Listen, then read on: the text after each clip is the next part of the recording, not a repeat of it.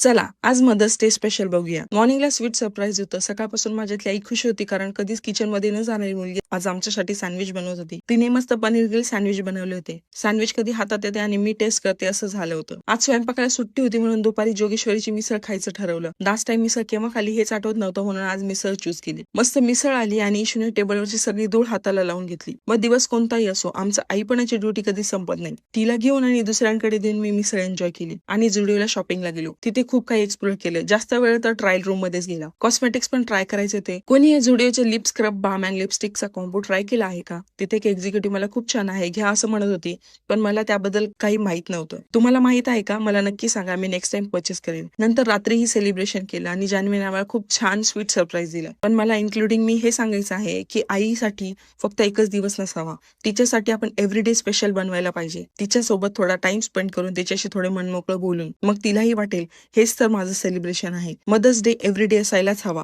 कारण आई कधीच सुट्टीवर जात नाही. उद्या पुन्हा भेटूया. बाय.